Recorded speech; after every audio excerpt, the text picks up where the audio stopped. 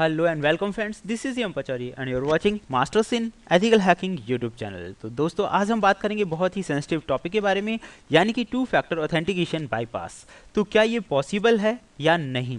तो दोस्तों, सबसे पहले मैं आपको बता दूं ये पॉसिबल है, और इसको पहले भी लोग अलग अलग तरह से बाईपास कर लेते थे, लेकिन अब जिस टूल के बारे में मैं आपको बताने जा रहा हूँ, इसकी मदद से स्क्रिप्ट किडीज, यानी कि चाहे थोड़ा बहुत भी कोई कंप्यूटर जानता होगा, वो भी टू फैक्टर ऑथेंटिकेशन को बाईपास कर सकता है। और यही इसी टूल के आने से सिक्योरिटी रिसर्चर्स जो हैं, या जो बड़ी बड़ी ऑर्गेनाइजेशंस हैं जो टू फैक्टर ऑथेंटिकेशन का इस्तेमाल करती हैं, उनकी भी नींद हराम हो गई है।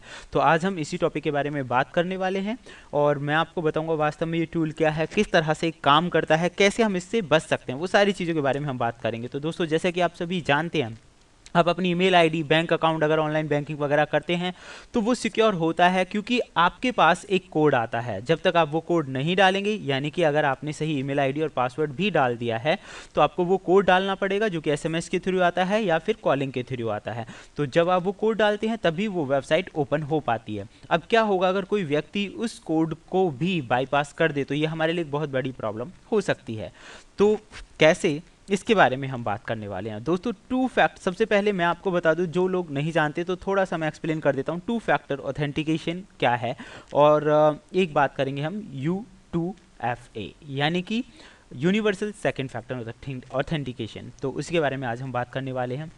तो सबसे पहले हम जान लेते हैं टू फैक्टर ऑथेंटिकेशन एक एक्स्ट्रा लेयर देता है आपको, मतलब प्रोटेक्शन की। जैसे कि मैं अभी आपको बता रहा था कि अगर आपने सही ईमेल आईडी और पासवर्ड भी डाला है, तो भी उसकी श्योरिटी के लिए आपके फ़ोन पे एक मैसेज आता है, और मैसेज के अंदर एक कोड आता है। जब आप वो कोड डाल देते हैं तभी आप उसे आगे एक्सेस कर पाते हैं।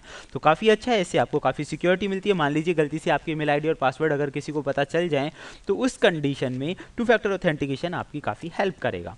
इससे भी ज़्यादा बेहतरीन तरीका है यूनिवर्सल सेकंड फैक्टर ऑथेंटिकेशन। बहुत सारे लोग इसके बारे में जानते होंगे। तो जैसे कि यूनिवर्सल सेकंड फैक्टर ऑथेंटिकेशन, इसके दो फोटोज़ मैंने दिए गए हैं, आप इन्हें देखकर भी समझ सकते हैं कि गूगल और दूसरी ऑर्गेनाइजेशंस ने ऐसे यूएसबी टाइप कीज़ बनाई हैं, जिन्हें यूनिवर्सल सेकंड फैक्टर ऑथेंटिकेशन के नाम से जाना जाता है। यानी कि इनके अंदर स्पेशली कीज़ स्टोर्ड होती हैं। जब आप ये डिवाइस कनेक्ट करेंगे तभी वो आप अपने अकाउंट को एक्सेस कर पाएंगे। और अगर हम बात करें गूगल क्रोम, तो गूगल क्रोम का जो वर्जन था 38, उसके बाद ही U2F को वो सपोर्ट करता था, उससे पहले वर्जन में सपोर्टिंग्स नहीं है। ऐसे ही ओपेरा का जो वर्जन है 40, तो उसमें उससे पहले वर्जन्स में जो है U2F की जो सपोर्टिंग है वो नहीं है। लेकिन अभी हम हाल ही की बात करें, सिक्योरिटी और उससे देखते हुए समस्याओं के अकॉर्डिंग अभी गूगल, ड्रॉपबॉक्स, गिटहब जैसी कंपनीज़ ने भी अपनी नई, मतलब उनके अंदर कुछ चेंजमेंट्स किए हैं, जिसकी मदद से वो U2FA को सपोर्ट करती है, यानी कि यूनिवर्सल सेकंड फैक्टर ऑथेंटिकेशन। तो आप समझ गए होंगे। तो सबसे सेफ तरीका तो U2FA ही है, अगर आप टू फैक्टर भी करते हैं। अब हम बात करेंगे उस टूल के बारे में। एक सिक्योरिटी रिसर्चर हैं पोलैंड के अंदर, उन्होंने अभी हाल ही में एक टूल रिलीज़ किया है, 2019 अभी शुरू भी हुआ है, और एक ऐसी इन्फॉर्मेशन आपको मिल रही है, मतलब कि ऐसा टूल उन्होंने बनाया जो कि ऑटोमेट फिशिंग अटैक्स के लिए बहुत आसान है, और जो टू फैक्टर ऑथेंटिकेशन को भी बाईपास कर सकता है। उनका पूरा नाम है पीटर डिजिन्स्की।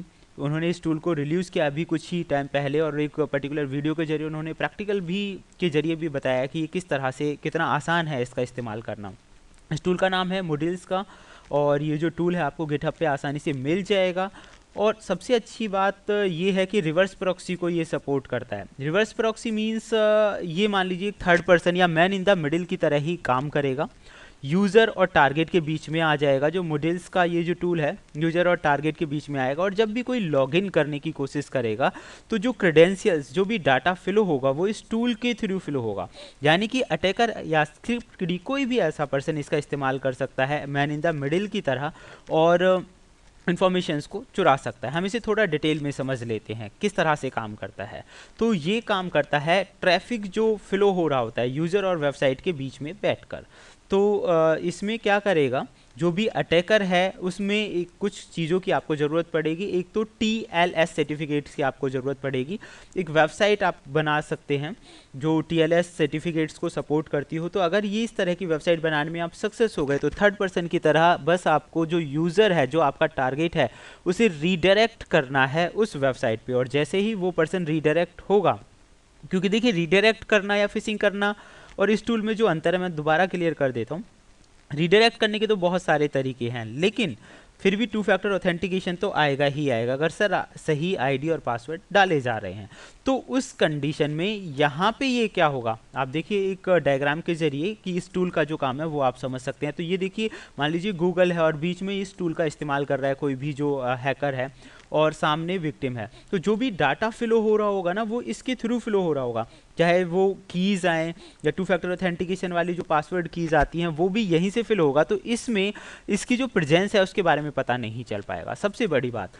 तो प्रेजेंस का पता नहीं चलेगा तो आसानी से जो अटैकर है वो टू फैक्टर ऑथेंटिकेशंस को इससे बाईपास कर सकता है। जैसा कि आप यहाँ देख सकते हैं, collected user credentials, user name, password और सेशन। तो पूरा जो सेशन था, सेशन मीन्स जो टू फैक्टर्स जो उसके पास पासवर्ड कीज आई थी वो भी उसने कैप्चर कर ली है। तो इस तरह से ये आसानी से काम कर सकता है।